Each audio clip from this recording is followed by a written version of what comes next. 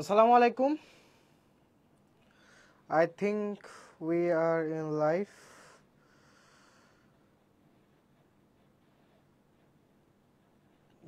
যারা জয়েন দিয়েছো কাইন্ডলি একটু কমেন্ট করে জানাও যে সব ঠিকঠাক আছে কিনা, ভয়েস ঠিকঠাক মতো শুনতে পাচ্ছে কিনা। তো তোমাদের খতিয়ানে ক্লাস নেওয়ার কথা ছিল, যদিও তোমরা বলেছো যে সন্ধ্যা 7টায় নিলে বেটার হতো, বাট কিছু প্রবলেমের কারণে তোমাদের ক্লাসটা টানা নিয়ে নিতে হচ্ছে। I am sorry for that. তো মেইনলি তোমার আজকের ক্লাসে আমি খতিয়ান ইন শর্টে খতিয়ানের যেই টাইপস থেকে তোমার ম্যাথ আছে ওই টাইপগুলো জাস্ট ধরে ধরে বুঝাই দিব এবং তোমাদেরকে এইচডব্লিউ দিয়ে দিব, তোমরা প্র্যাকটিস করে আমাকে গ্রুপে জমা দিবা, ঠিক আছে? তো আমরা দেরি না করে শুরু করি। তোমরা যারা জয়েন হয়েছে ইতিমধ্যেই কাইন্ডলি একটু জানাও যে ভয়েস ঠিকঠাক আছে কিনা, তাহলে আমি ক্লাসটা শুরু করে দিব, বেশি লেট করব না, ঠিক আছে?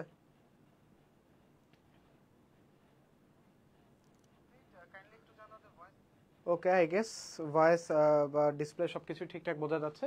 তো আজকের ক্লাসটা একটু তাড়াতাড়ি নিব, তার কারণ তোমাদের ইফতারের সময় হয়ে যাবে। ইফতারের আগে যেন তোমরা আধা ঘন্টা আগে থেকে প্রিপারেশন নিতে পারো সেই ব্যবস্থা আমি করব, তাই বেশি দেরি করব না।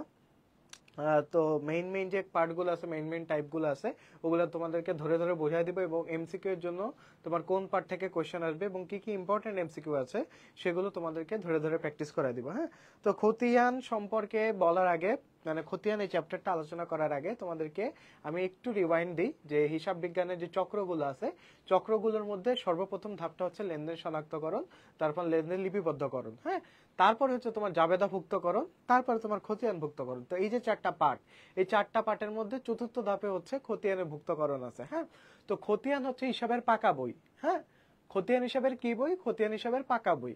তোমার জাবেদা করার পর আমরা খতিয়ানে লাস্টে যে পোস্টিং করি এবং খতিয়ান থেকে তোমার আর্থিক বিবরণী প্রস্তুত করা হয়। তো খতিয়ানকে আমরা হিসাবের পাকা বই বলে থাকি এবং খতিয়ান প্রস্তুত করা বাধ্যতামূলক।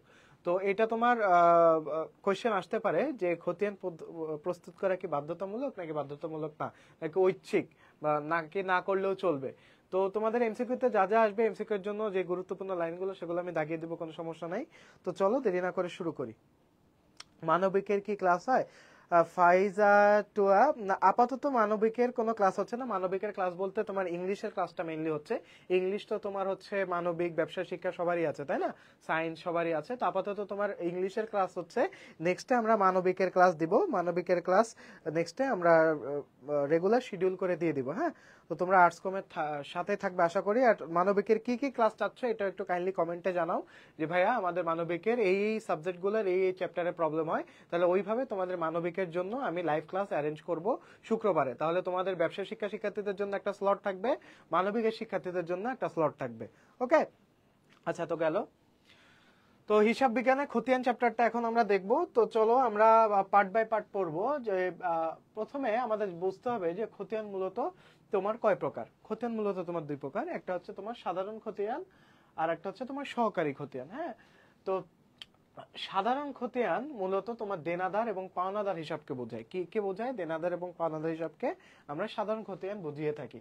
এবং সহকারী খতিয়ান ওই দেনাদার, যেমন রহিম হিসাব, করিম হিসাব, সগির হিসাব, এই প্রত্যেকটা আলাদা আলাদা যে দেনাদার আছে, আলাদা আলাদা পাওনাদার আছে, সেই আলাদা আলাদা দেনাদার এবং আলাদা আলাদা পাওনাদার গুলোকে আমরা বলছি যে সহকারী খতিয়ান। ওকে, তো গেল বেসিক এতটুকু গেল।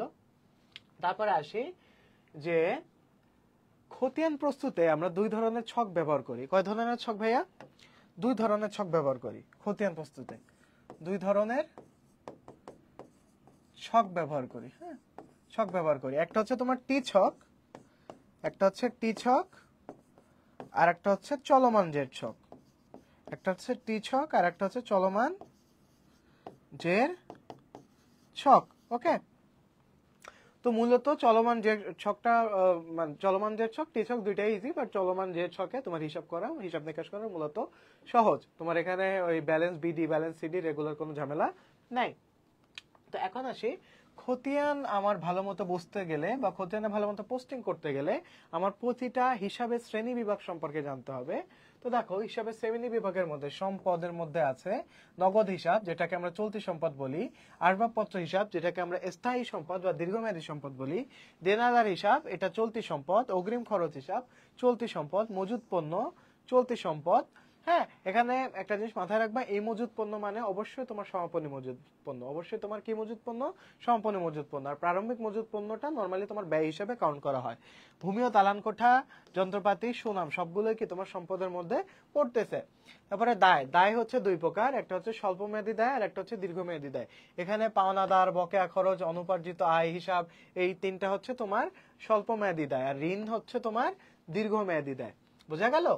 মালিকানা সত্ত্বের চারটা উপাদান আছে, মূলধন, উত্তোলন, সাধারণ সঞ্চিতি। মূলধন, উত্তোলন, সাধারণ সঞ্চিতি। এখানে আয়ও হবে, আয় হিসাবও কি তোমার মালিকানা সত্ত্ব হিসাব, আয় হিসাব কি তোমার মালিকানা সত্ত্ব হিসাব।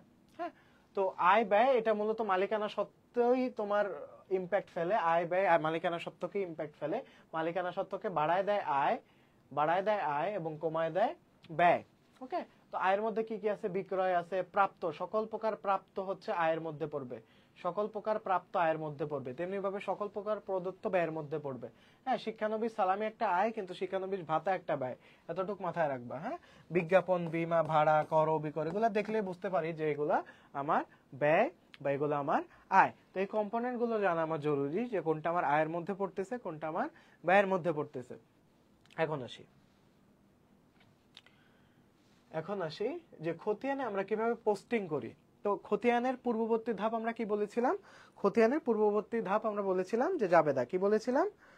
আচ্ছা, জাবেদা। আচ্ছা, খতিয়ান থেকে খ এবং গতে শুধু দুইটা টাইপের প্রশ্ন আছে, টি ছক বা চলমান জেড ছক, ক্রয় জাবেদা, বিক্রয় জাবেদা, সহকারী খতিয়ান। এক্স্যাক্টলি, আমরা জাস্ট এই দুইটাই প্র্যাকটিস করব, কিভাবে সহকারী খতিয়ান, সাধারণ খতিয়ান। আচ্ছা, তোমাদেরকে আজকে একটা ট্রিক্স করে দিব, কারণ আমাদের ছক কাটতে কাটতে অনেক বেশি সময় যায়। তো আমি যে কাজটা করতাম যে ধরো পরীক্ষার খাতা হচ্ছে এতটুক, হ্যাঁ, পরীক্ষার খাতা হচ্ছে এতটুক। আমি অ্যাকাউন্টিং এ কোনো সময় পরীক্ষার খাতা আমি মার্জিন করতাম না, আমি জাস্ট উপর দিয়ে কোণা দিয়ে একটা ভাঁজ দিতাম, কোণা দিয়ে ভাঁজ দিয়ে আমি তারপরে মার্জিন করতাম। তো মার্জিন আমি ততটুকুই করতাম যেখানে আমার ছক ছিল। হ্যাঁ, মানে মার্জিন করতামই না, মানে মার্জিন বলতে আমি বুঝিয়েছি যে ছকের মার্জিন, মানে ছকটা আমি কাটতাম। তো ছকটা কিভাবে কাটতাম? ধরো এই যে খাতার চারটা বর্ডার, হ্যাঁ, ভাঁজ করা চারটা বর্ডার আছে। তো আমার ধরো খতিয়ানে ছক আঁকতে হবে, তো খতিয়ানে তো 3টা করে ছক আমরা নরমালি আঁকি। আমরা নরমালি যে কাজটা করি যে আগে এইভাবে একটা ছক কাটি, হ্যাঁ, তারিখ, বিবরণ, জাবেদা পৃষ্ঠা, ডেবিট টাকা, ক্রেডিট টাকা, আবার এখানে জেরের ডেবিট ক্রেডিট, এভাবে ছক কাটি, তাই না? তারপরে এখানে এই এই ঘরগুলা ফিল আপ করি, সুন্দর মতো ফিল আপ করি, তারপরে হচ্ছে আমরা ম্যাথ করি।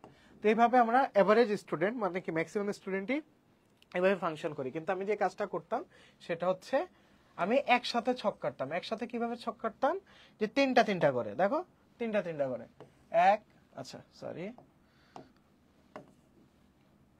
দেখো 1 2 3 একটা ছক, 1 2 3 দুইটা ছক, 1 2 3 তিনটা ছক, তারপরে 1 2 3 একসাথে হয়ে যাচ্ছে। দেখো তারিখ 2 3, তারিখ, বিবরণ 1 2 3, জাবেদা পৃষ্ঠা 1 2 3, ডেবিট টাকা 1 2 3, ক্রেডিট টাকা 1 2 3, তারপরে যে ডেবিট ক্রেডিট, যে ডেবিট ক্রেডিট, যে ডেবিট ক্রেডিট। দেখো কত দ্রুত, কত ফাস্ট ছকটা কাটা হয়ে গেল।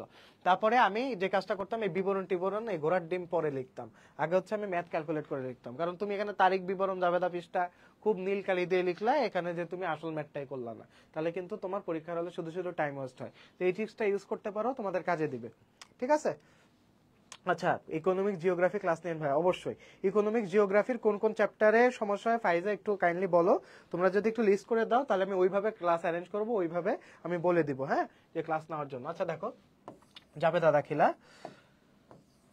দাখিলা দেখো। তো এখানে আমরা একটা জাবেদা দেখতে পারতেছি, নগদে পণ্য ক্রয়। তো নগদে পণ্য ক্রয় করলে কি হয়? যে ক্রয় হিসাব ডেবিট, ক্রয় যেহেতু একটা ব্যয়, ব্যয় বৃদ্ধি পেলে ডেবিট হয়, আর নগদান হিসাব ক্রেডিট, মানে কি নগদ হ্রাস পেলে ক্রেডিট হয়, তাই না? নগদ হ্রাস পেলে ক্রেডিট হয়। তো ক্রয় হিসাব ডেবিট আর নগদান হিসাব ক্রেডিট।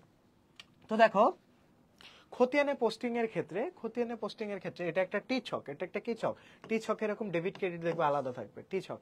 এটা একটা টি ছক, তারিখ, বিবরণ, জাবেদা পৃষ্ঠা, টাকা। হ্যাঁ, তো টি ছকে যে কাজটা আমার করতে হয়, আমার যে হিসাবটা প্রস্তুত করব, ক্রয় হিসাব প্রস্তুত করব, তো ক্রয় হিসাব কি ছিল? ডেবিট ছিল। ক্রয় হিসাব কি ছিল? ডেবিট ছিল।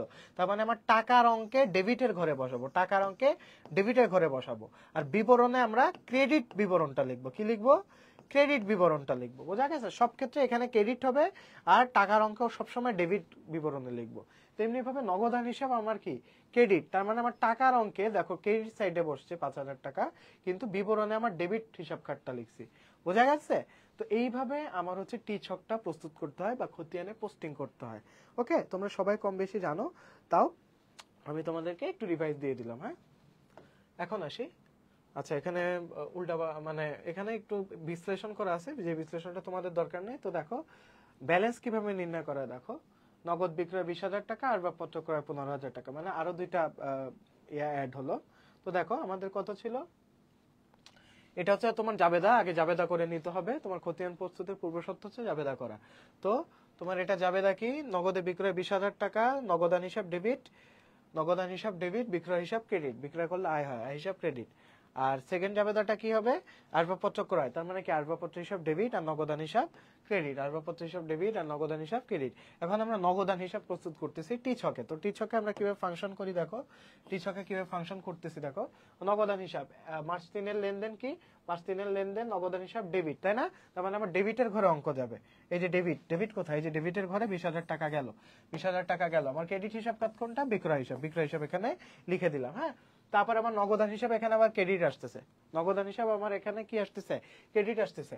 তার মানে আমার এখানে ক্রেডিটে 15,000 লিখতে হবে, যে ক্রেডিটে 15,000 লিখলাম, তার এগেইনস্ট আমি কোন হিসাব লিখবো, ডেবিট হিসাব কাজ, এখানে ডেবিট হিসাব কাজ লিখলাম।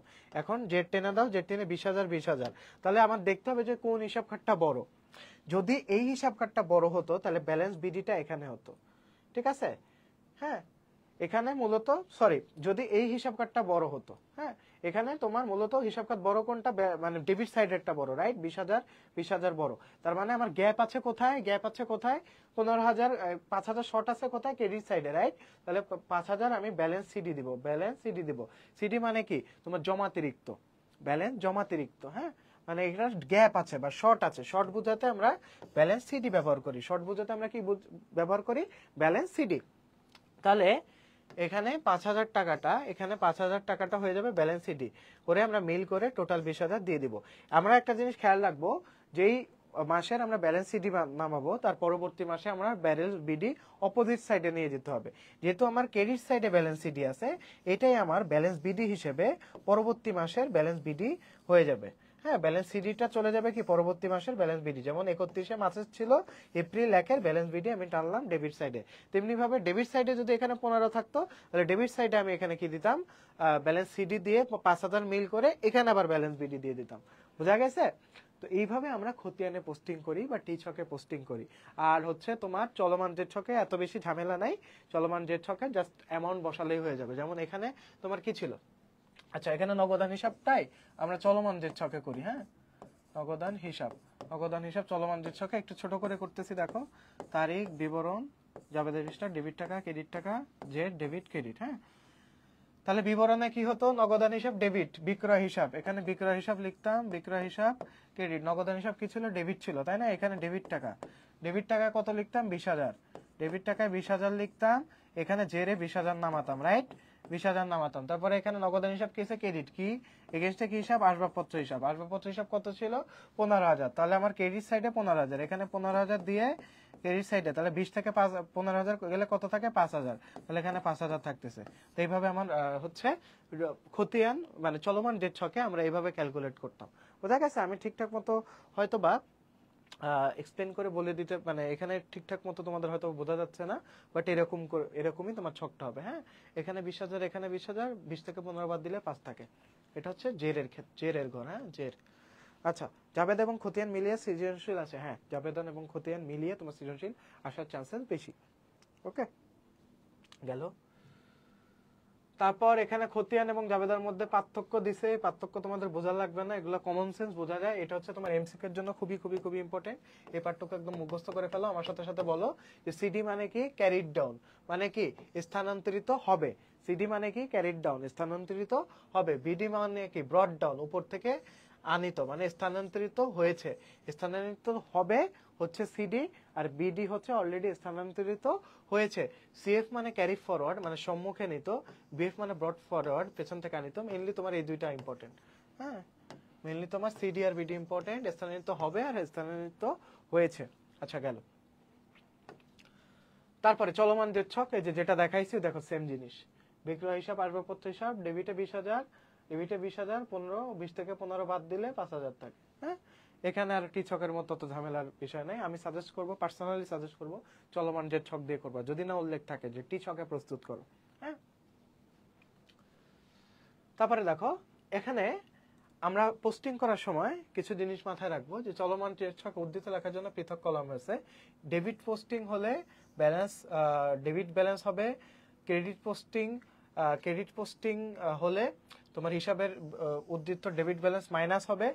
ক্রেডিট পোস্টিং হলে ক্রেডিট ব্যালেন্স প্লাস হবে, ডেবিট পোস্টিং হলে ক্রেডিট ব্যালেন্স মাইনাস হবে, অর্থাৎ উল্টাটা। এত কিছু মাথায় রাখা লাগবে না।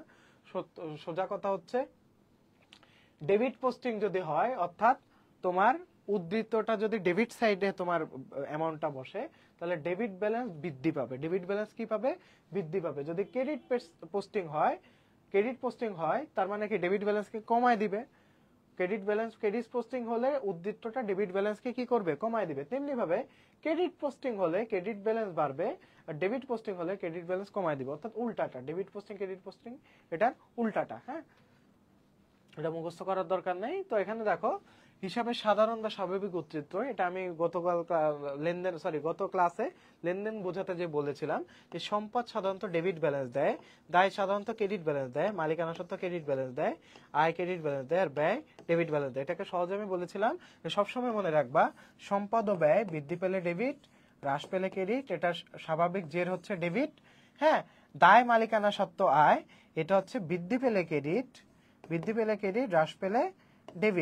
হ্রাস পেলে ডেবিট, এটা স্বাভাবিক জের হচ্ছে ক্রেডিট। বোঝা গেল? আচ্ছা, এখন আমরা একটা প্র্যাকটিস করব। এই প্র্যাকটিসটা তোমরা ভালো মতো খেয়াল করবা। এই প্র্যাকটিস তোমাদের দুইটা দেখাই দিব, তারপরে তোমাদের বোর্ড কোশ্চেন একটা SW দিয়ে দিব। তারপরে আজকে ছুটি, যেহেতু তোমাদের ইফতার করতে হবে, ইফতার করার জন্য তোমাদেরকে একটা আধা ঘন্টা সময় দেওয়া দরকার। তো এটা একটু খেয়াল করো সবাই, একটু আমার সাথে সাথে বলো বা একটু আমার সাথে সাথে প্র্যাকটিস করো। জনাব শাহিদ নগদ 1 লাখ টাকা নিয়ে ব্যবসা শুরু করলেন মার্চ 1। তার মানে এখানে জাবেদা কি হবে?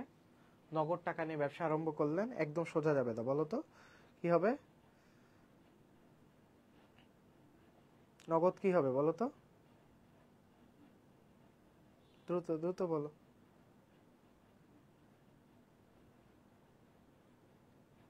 এটা জাবেদা বলো, জাবেদা। জাস্ট জাবেদাটা বলো যে জনাব শাহিন নগদ 1 লক্ষ টাকা নিয়ে শাহিন ট্রেডার্স নামে ব্যবসা শুরু করলেন, ব্যবসা আরম্ভ করলেন। আচ্ছা, আমি ধরে নিচ্ছি তোমাদের কমেন্ট আসতে লেট হচ্ছে, তো এটা জাবেদাটা হচ্ছে নগদান হিসাব ডেবিট এবং মূলধন হিসাব ক্রেডিট। নগদান হিসাব ডেবিট এবং মূলধন হিসাব ক্রেডিট। তো জাবেদাগুলো ভালো মতো আয়ত্ত করতে হবে। হ্যাঁ, নগদান, ডেবিট আর মূলধন ক্রেডিট। নগদান হিসাব ডেবিট আর মূলধন হিসাব ক্রেডিট। তেমনি ভাবে আসবাবপত্র ক্রয়, আসবাবপত্র আমরা নগদে ক্রয় করেছি, তার মানে আসবাবপত্র হিসাব ডেবিট আর কি নগদ টাকায় ক্রয় করছি না, এবং নগদান ক্রেডিট। হ্যাঁ, তেমনি ভাবে পণ্য বাকিতে ক্রয় করলে জাবেদা হবে ক্রোপা। দেবী আমায় ক্রোপা করো একটা বলছি না, দেবী আমায় ক্রোপা করো, এটা হচ্ছে তোমার দেবী হচ্ছে দেনাদার হিসাব ডেবিট আর বিক্রয় ক্রেডিট। এটা হচ্ছে বাকিতে ক্রয় বিক্রয়ের জাবেদা। এই কবিতাটার মাধ্যমে দেবী আমায় কৃপা করো বা এই লাইনটার মাধ্যমে আমরা বাকিতে ক্রয় বিক্রয়ের জাবেদা বুঝতে পারবো। দেবী হচ্ছে বাকিতে বিক্রয়ের জাবেদা আর কৃপা হচ্ছে বাকিতে ক্রয়ের জাবেদা। তো কৃপাকে আমরা বাংলায় পাচ্ছি ক্রয় হিসাব ডেবিট আর প্রদেয় বা পাওনাদার হিসাব ক্রেডিট। বোঝা গেছে?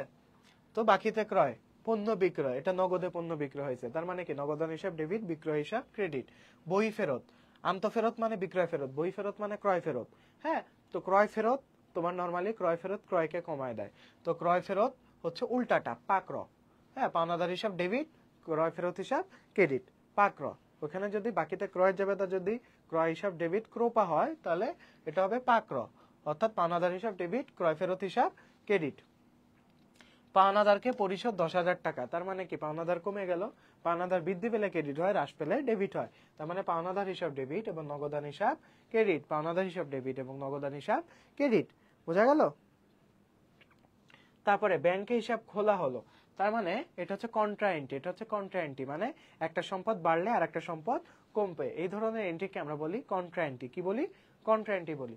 তো ব্যাংকে হিসাব খোলা হলো, কি দিয়ে খুলছি? পয়সা, মানে, হ্যাঁ। তো ব্যাংক হিসাব খুললে ব্যাংক হিসাব আমার বৃদ্ধি পাবে, অর্থাৎ ব্যাংক হিসাব ডেবিট এবং নগদান হিসাব ক্রেডিট, ব্যাংক হিসাব ডেবিট এবং নগদান হিসাব ক্রেডিট, ব্যাংক ডেবিট আর নগদান ক্রেডিট। হ্যাঁ, পণ্য বিক্রয় বাবদ চেক প্রাপ্তি, পণ্য বিক্রয় বাবদ চেক প্রাপ্তি, আমি চেক প্রাপ্তি হয়েছে, তার মানে আমার ব্যাংক হিসাব বৃদ্ধি পাইছে, চেক যেহেতু পাইছি, টাকা পাইনি, টাকা পেলে আমার নগদ অর্থ বাড়তো, অর্থাৎ নগদান ডেবিট হতো, চেক যেহেতু পাইছি তার মানে আমার ব্যাংক বৃদ্ধি পাইছে, ব্যাংক হিসাব ডেবিট এবং বিক্রয় করলে আয় হয়, বিক্রয় হিসাব ক্রেডিট। হ্যাঁ, শফিকের নিকট হতে চেক মারফত ক্রয়, তার মানে কি আমার ব্যাংক হিসাব কমে গেছে, চেক মানে ব্যাংক, চেক মানে কি ব্যাংক, ক্রয় হিসাব ডেবিট এবং ব্যাংক হিসাব ক্রেডিট। কর্মচারীদের বেতন পরিশোধ, বেতন খরচ হিসাব ডেবিট, নগদান হিসাব ক্রেডিট। তো এই যে তোমাদের জাবেদা আমি প্রস্তুত করে ফেললাম, দেখো লেনদেনের সময় জাবেদা দাখিলা প্রদান করে খতিয়ান স্থানান্তর উদ্বৃত্ত নির্ণয় করো।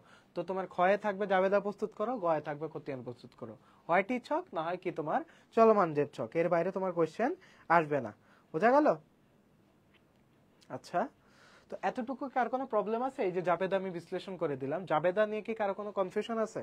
যদি কনফিউশন থাকে তোমরা প্রশ্ন করতে পারো, আমি 2 মিনিট অপেক্ষা করব, তোমাদের প্রশ্নের উত্তর দিয়ে আবার আমি ক্লাসে মুভ অন করবো, এরপর আমরা খতিয়ানে পোস্টিং করা শিখব। ওকে,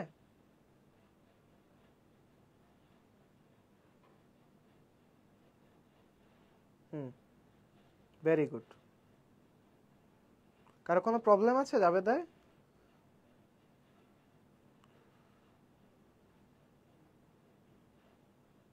আচ্ছা, ধরে নিচ্ছি কারো কোনো প্রবলেম নাই, কারো কোনো প্রবলেম নাই, আমি ধরে নিচ্ছি খতিয়ানে। ওকে, নাইস, গুড, ভেরি গুড, সবগুলোই বললাম, ভেরি গুড। আচ্ছা, তো এখন আমাদের জাবেদা প্রস্তুত করার পর আমরা খতিয়ানের মানে খতিয়ানগুলো আমরা সর্ট অফ করব। যেমন অনেকবার আমাদের এখানে নগদান হয়েছে, নগদান আমরা একবার নিব। তো আমরা এভাবে তালিকা করব যে আমার কি কি হিসাবের আমার জাবেদা করলাম।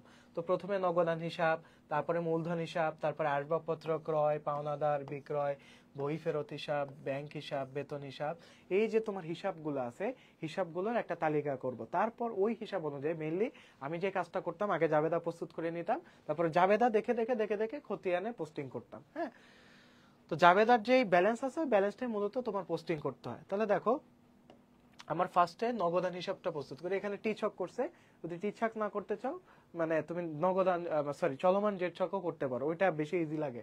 হ্যাঁ, বা ওইটা বেশি তোমার সময় কম হয়। হ্যাঁ, বিডিসিডির কোনো ঝামেলা নাই। তাহলে দেখো নগদান হিসাব, তো নগদান হিসাবে আমরা তারিখে যাব, যে দেখো প্রথম তারিখে, পহেলা তারিখে তোমার নগদে মূলধন আনয়ন করছে, তার মানে নগদান হিসাব ডেবিট, তার মানে টাকার ঘরে ডেবিটে 1000 হবে, টাকার ঘরে ডেবিটে 1 লাখ হবে, 1 লাখ হবে, এবং তোমার বিবরণে কি ক্রেডিট পোস্টিং হবে, অর্থাৎ মূলধন হিসাবের বিপরীতে তোমার নগদান হিসাব ডেবিট হয়েছে। তেমনি ভাবে মাস 5 তারিখে বিক্রয় করা হয়েছে নগদে, তাই না? তো বিক্রয় হিসাবের বিপরীতে নগদ হিসাব 25,000 টাকা ডেবিট হয়েছে। তো দুইটা 1,25,000 টাকা হচ্ছে। এখন আমরা ক্রেডিটে কি কি আসে দেখি। আসবাবপত্র ক্রয় করছি নগদে 20,000 টাকা ক্রেডিট। হ্যাঁ, পাওনাদার হিসাব, পাওনাদার হিসাবের বিপরীতে 10,000 টাকা আমার গেছে, মানে পাওনাদারকে আমি পরিশোধ করে দিচ্ছি 10,000 টাকা। ব্যাংক হিসাব, ব্যাংক হিসাবের বিপরীতে আমার 15,000 টাকা চলে গেছে, তার মানে ব্যাংকে আমি টাকা দিছি 15,000 টাকা। বেতন হিসাব, বেতন পরিশোধ করছি 5,000 টাকা। তো টোটাল মিলে আমার কত হলো? 20 আর 10 30, 40 45 আর 5 কি 50,000 টাকা হলো। আমার এখানে গ্যাপ আছে কত? 75,000। তো যে গ্যাপটা আছে ওই গ্যাপটার নাম কি? Balance CD. তো এই এক মাসের ব্যালেন্স সিডি পরবর্তী মাসের কি হয়ে যাবে? ব্যালেন্স বিডি হয়ে যাবে। এপ্রিল 1 ব্যালেন্স বিডি হয়ে যাবে। বোঝা গেল? আচ্ছা, বোঝা গেল, নাইস। তো এখন হচ্ছে মূলধন হিসাব। তো মূলধন হিসাব দেখো সেম ভাবে মূলধন হিসাবে তোমার একটাই হিসাব আছে মার্চ 1 তারিখে, সেটা হচ্ছে মূলধন হিসাব ক্রেডিট, তাই না? তো মূলধন হিসাব কোন হিসাবের বিপরীতে ক্রেডিট হয়েছে? নগদান হিসাবের বিপরীতে ক্রেডিট হয়েছে। একটা হিসাব ছিল 1 লাখ টাকা, আমি ব্যালেন্স নামাই দিলাম। আমার যেহেতু তোমার ডেবিট সাইডে কোনো কিছু নাই, শুধু ক্রেডিট সাইডে আছে, তো আমি বলছিলাম যে যেই সাইডে তোমার গ্যাপ আছে ওই সাইডে সিডি বসবে। তো এই সাইডে গ্যাপ আছে, তাই এখানে ব্যালেন্স সিডি বসলো, 1 লাখ বসালাম, মিল করে দিয়ে পরবর্তী মাসের ব্যালেন্স বিডি দিয়ে দিলাম। বোঝা গেল? মিলছে? আচ্ছা, এখন আসি আসবাবপত্র হিসাব। সেম ভাবে আসবাবপত্র হিসাবে দেখো যে আসবাবপত্র হিসাবে আমার তোমার একটাই এন্ট্রি আছে ডেবিট সাইডে। আসবাবপত্র ডেবিট হয়েছিল নগদান হিসাবের বিপরীতে, নগদ টাকা দিয়ে আমি আসবাবপত্র কিনছিলাম, রাইট? তো 20,000 টাকা ডেবিট দিলাম। ক্রেডিট সাইডে যেহেতু কোনো ব্যালেন্স নেই বা ক্রেডিট সাইডে যেহেতু কোনো এন্ট্রি নেই, তাই ক্রেডিট সাইডে আমার গ্যাপ আছে। তো গ্যাপের যে জায়গায় আমি কি দিব? ব্যালেন্স সিডি দিব। তো গ্যাপের জায়গায় আমি ব্যালেন্স সিডি দিয়ে এই যেই বছরের ব্যালেন্স সিটি, সরি যেই মাসের ব্যালেন্স সিটি, ওটাই আবার পরবর্তী মাসের ব্যালেন্স কি হিসেবে যাবে? বিডি হিসেবে যাবে। গেল। তারপরে দেখো ক্রয় হিসাব। তো ক্রয় হিসাব আমি বারবার মানে শিফট করতেছি না, কোশ্চেনটা তোমরা স্ক্রিনশট দিয়ে রাখলেই তোমরা যখন ম্যাথ করবা তখন একটানা খাতায় লিখে ম্যাথ করলেই হবে। ক্রয় হিসাব। তো ক্রয় হিসাবে দেখো, ক্রয় হিসাবে তোমার দুইটা এন্ট্রি আছে। একটা হচ্ছে মাস 3 তারিখে বিবিধ পাওনাদার, হ্যাঁ মানে পাওনাদারদের থেকে ক্রয় করছে, পাওনাদারদের থেকে ক্রয় করছে, ক্রয় হিসাব ডেবিট হয়েছে পাওনাদার হিসাবের বিপরীতে, ক্রয় হিসাব ডেবিট হয়েছে পাওনাদার হিসাবে বিপরীত, সরি বাকিতে ক্রয় করছে, বাকিতে ক্রয় করছে, ক্রোপা, তাই না? ক্রয় হিসাব ডেবিট, পাওনাদার হিসাব ক্রেডিট, হ্যাঁ এই জন্য পাওনাদার বাকিতে ক্রয় করছে। তো 30,000 টাকা ডেবিটে গেল, হ্যাঁ। আর ব্যাংক হিসাব, এখানে ব্যাংক হিসাব ক্রেডিট ব্যালেন্স, তার মানে কি ব্যাংক থেকে টাকা চলে গেছে এবং ক্রয় হিসাব বৃদ্ধি পাইছে, মানে তোমার চেক মারফত ক্রয় করছে, চেক মারফত ক্রয় করছে, এই জন্য এটা হয়েছে, চেক মারফত ক্রয় হয়েছে। তো ক্রয় হিসাব ডেবিট 6,000 এবং ব্যাংক হিসাব ক্রেডিট গেল। তো 36 দুই পাশে মিলাই দিলাম, যেখানে গ্যাপ আছে ওখানে ব্যালেন্স সিডি দিয়ে দিলাম, যেই মাসের ব্যালেন্স সিডি পরবর্তী মাসের ব্যালেন্স বিডি। সেম ভাবে দেখো বিবিধ পাওনাদার বা পাওনাদারের আর এক নাম কি? তোমার প্রদেয় হিসাব। পাওনাদারের আর এক নাম কি? প্রদেয় হিসাব। পাওনাদারের আর এক নাম কি? প্রদেয় হিসাব। তো প্রদেয় হিসাবে দেখো আমার কয়েকটা ভালো টাইপের এন্ট্রি আছে। দেখো বই ফেরত হিসাব, এখানে কি পাওনাদার হিসাব নরমালি কি?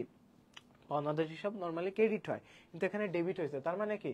আমি বলছিলাম যে আয় দায় এবং মালিকানা সত্ত্ব বৃদ্ধি পেলে ক্রেডিট, বৃদ্ধি পেলে ক্রেডিট এবং হ্রাস পেলে ডেবিট, তার মানে হ্রাস হয়েছে বেশি, তাই না? তার মানে পাওনাদার হ্রাস পাইছে। বই ফেরত মানে কি? ক্রয় ফেরত দিলে কি আমার পাওনাদার হ্রাস হয় না? এই জন্য 2,000 টাকা গেছে ডেবিটে। তারপরে কি নগদ টাকা দিছে, তার মানে কি পাওনাদারকে নগদ টাকা ফেরত দিয়ে দিছে, পাওনাদারকে পরিশোধ করে দিছে, এই জন্য পাওনাদার হ্রাস পাইছে। তো পাওনাদার হ্রাস পেলে আমার ডেবিট হবে। তো এখানে দেখো ডেবিটে গেল 10,000 টাকা। তো টোটাল কত হলো? 10,000 2 12,000। আচ্ছা, এখন আমরা মাস 3 তারিখের এন্ট্রিটা দেখবো, ক্রয় হিসাব। ক্রয় হিসাবের এগেইনস্টে পাওনাদার ক্রেডিট হয়েছে, তার মানে কি? তোমার পাওনাদার বৃদ্ধি পাইছে, ধারে পণ্য ক্রয় করছে, তার মানে কি? ধারে পণ্য ক্রয় যাবে তা কি ছিল? ক্রোপা। দেবী আমায় ক্রোপা করো, তার মানে কি? ক্রয় হিসাব ডেবিট, পাওনাদার হিসাব ক্রেডিট। তাহলে পাওনাদার হিসাব ক্রেডিট হলো 30,000, কোন হিসাবের এগেইনস্টে? ক্রয় হিসাবের এগেইনস্টে। তার মানে বড় কোন সাইডে? এই সাইডে, তাই না? বড় এই সাইডে 30,000। তার মানে গ্যাপ আছে কোন সাইডে? ডেবিট সাইডে। তাহলে ব্যালেন্স সিটি যেখানে গ্যাপ আছে সেখানে ব্যালেন্স সিটি দিয়ে দাও এবং গ্যাপটাকে মানে ব্যালেন্স সিটিকে পরবর্তী মাসের ব্যালেন্স বিডি হিসেবে নিয়ে যাও। বোঝা গেল? এটা হচ্ছে তোমার টি ছক। বিক্রয় হিসাবও সেম। বিক্রয় হিসেবে এখানে দুইটা এন্ট্রি আছে তোমার, মূলত মার্চ 5 এবং মার্চ 22 বিক্রয় করলে আয় হয়, আয় বৃদ্ধি পেলে ক্রেডিট হয়, তার মানে এখানে বৃদ্ধি ম্যাক্সিমাম পাইছে। তো এখানে নগদান হিসাবের বিপরীতে আয় বৃদ্ধি পাইছে 25,000, ব্যাংক হিসাবের বিপরীতে 8,000, তো টোটাল 33,000। গ্যাপ আছে কোথায়?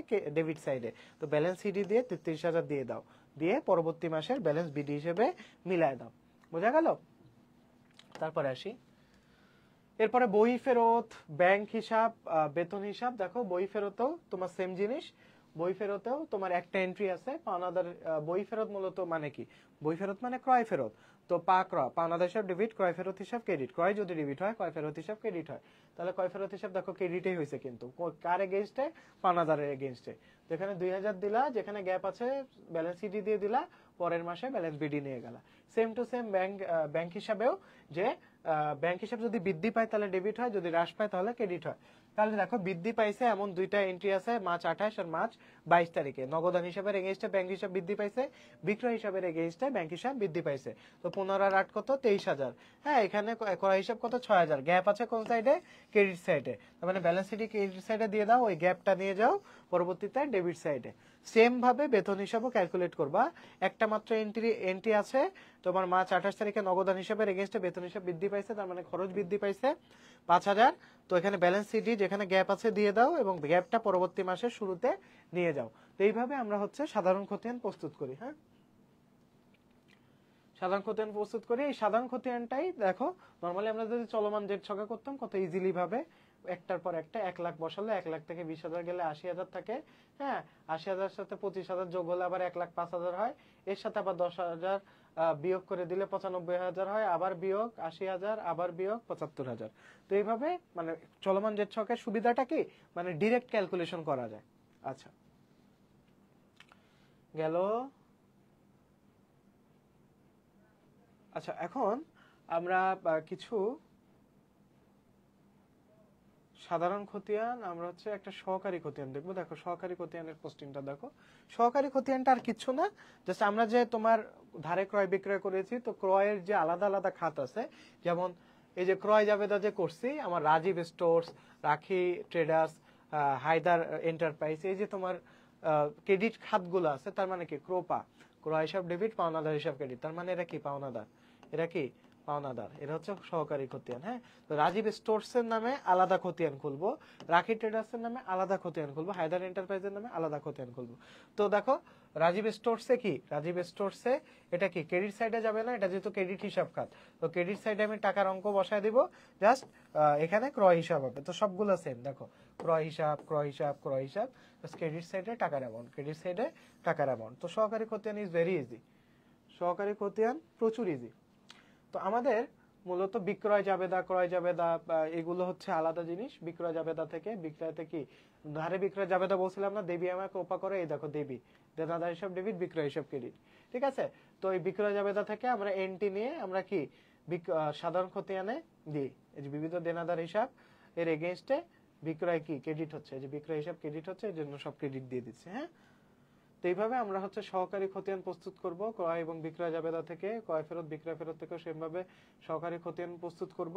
তো তোমাদের আমি ডিরেক্ট এইচডব্লিউ দিয়ে দিচ্ছি, এইচডব্লিউ টাগ স্ক্রিনশট দিয়ে রাখো, এইচডব্লিউ টাগ স্ক্রিনশট দিয়ে রাখো, এটা একটু স্ক্রিনশট দিয়ে রাখো কাইন্ডলি। এখন এটা একটু স্ক্রিনশট দিয়ে রাখো, এই ম্যাটটা একটু স্ক্রিনশট দিয়ে রাখো। এগুলোর এইচডব্লিউ সব আমি গ্রুপে চেক করব। সবাই গ্রুপে যখন এইচডব্লিউ সাবমিট করবা সবাই লিখে রাখবা যে অ্যাকাউন্টিং অ্যাকাউন্টিং খতিয়ান ক্লাস এইচডব্লিউ জমা, অ্যাকাউন্টিং খতিয়ান ক্লাস এইচডব্লিউ জমা, তারপরে ছবি তুলে তুমি গ্রুপে পোস্ট দিবা। আর্টস কমেন্ট যে অফিসিয়াল গ্রুপটা আছে ওই গ্রুপে পোস্ট দিয়ে দিবা। আমি সবার এইচডব্লিউ চেক করব, চেক করে তোমাদেরকে ফিডব্যাক জানাবো কার খাতার প্রেজেন্টেশন কেমন, এটা হলে আমি বুঝতে সুবিধা হবে। হ্যাঁ, তো ঢাকা বোর্ড 2024 এটা তোমাদের এইচডব্লিউ থাকবে। এবং এখন আমরা তোমাদের কিছু এমসিকিউ প্র্যাকটিস করাবো।